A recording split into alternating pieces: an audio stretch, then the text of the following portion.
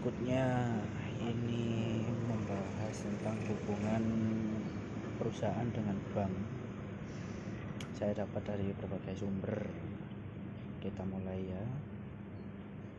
Terima kasih sebelumnya terima kasih atas simpatinya dan mau menemani saya membaca. Saya itu orangnya malas membaca, jadi saya buat seperti ini untuk menyempatkan membaca. Bismillahirrahmanirrahim. Bab 1, pendahuluan. Latar belakang. Pada saat era globalisasi seperti ini, banyak sekali lembaga keuangan yang bermunculan, mulai dari lembaga keuangan bank maupun non-bank. Setiap lembaga keuangan mempunyai setiap fungsi, tujuan, pengertian, dan syarat yang berbeda-beda. Tetapi tujuan utama keseluruhan perbankan adalah menghimpun dana dari masyarakat dalam bentuk pinjaman. Atau dengan kata lain, lembaga keuangan menghimpun dana dari pihak yang memiliki dana yang berlebih dan kemudian akan disalurkan kepada pihak yang kekurangan dana atau yang membutuhkan, mulai dari penyimpanan uang karena dirasa lebih aman menyimpan di lembaga keuangan, peminjam uang bagi yang memerlukan dengan syarat-syarat tertentu, dan masih banyak fungsi lembaga keuangan yang lainnya. Tetapi masih banyak orang yang belum mengerti sama sekali dalam memanfaatkan lembaga keuangan tersebut yang saat ini tersedia sangat banyak di negara ini. Saat ini, bank dan lembaga keuangan merupakan salah satu perilaku terpenting dalam perekonomian suatu negara. Masyarakat maupun kalangan usaha sangat membutuhkan jasa bank dan lembaga keuangan lainnya. Saat ini pelaku ekonomi yang terlibat hanyalah sektor rumah tangga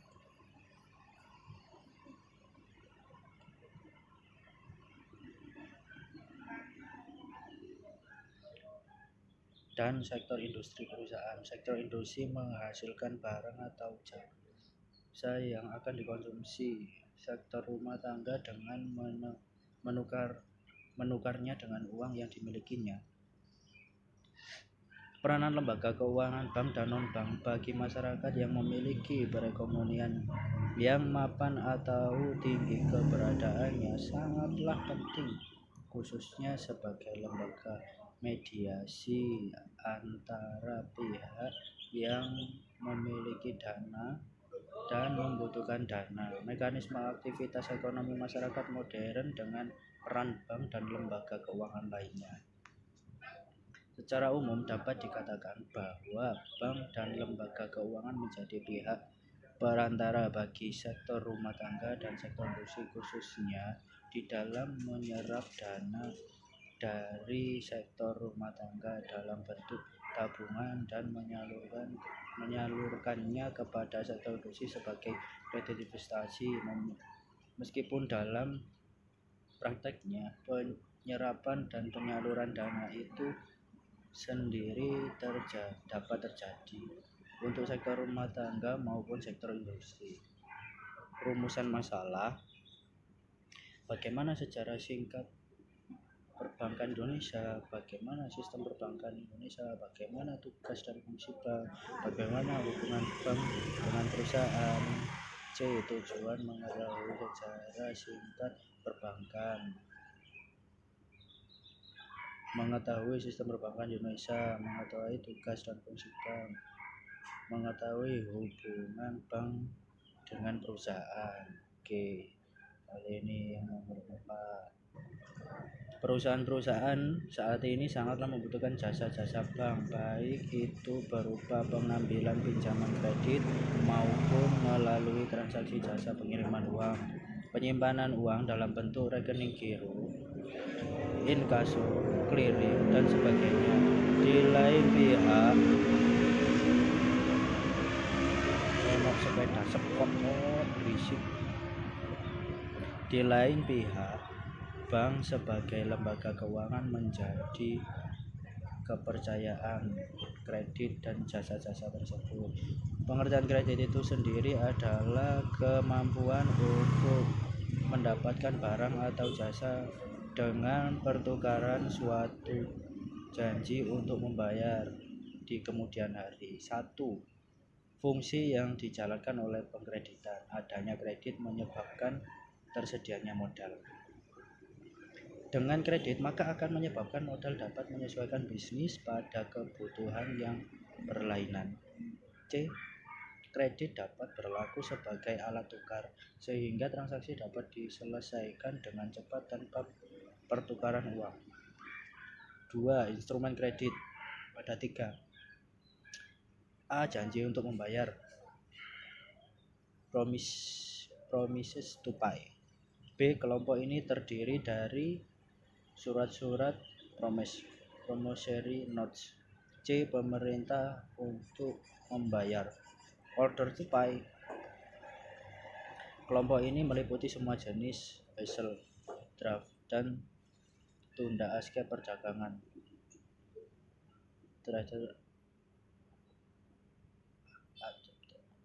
Untuk mengetahui apakah suatu bank cukup kuat, maka sebaiknya perusahaan membaca neraca rugi atau laba bank yang setiap 3 bulan dapat dibaca surat-surat kabar tersebut. Di dalamnya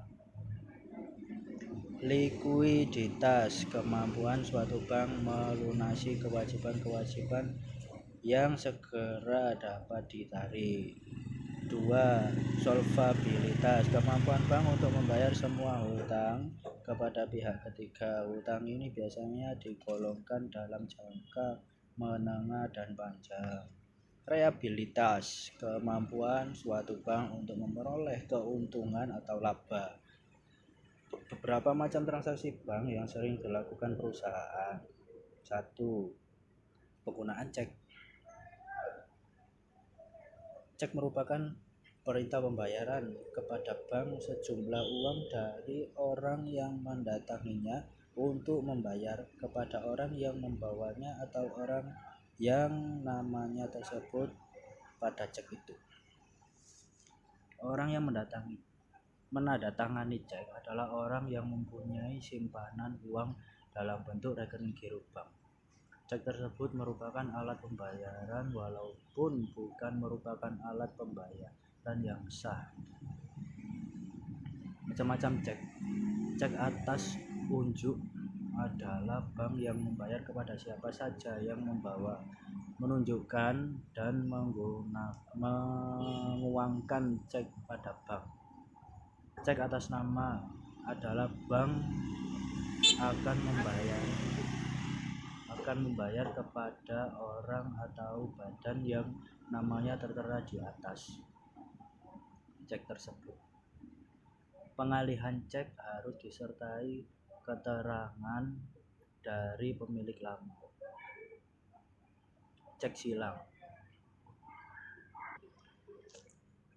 Cek silang cross check adalah cek ini tidak dapat diuangkan, dapat ditulis nama atau atas ujuk. Cek atas nama atau si pembawa adalah bank akan memperlakukan cek semacam ini sebagai cek atas unjuk biasa. Waduh, membingungkan ya. Cek yang diberi tanggal kemudian post date adalah cek yang bertanggal maju atau tanggal menulisnya lebih mudah daripada tanggal yang penggunaannya.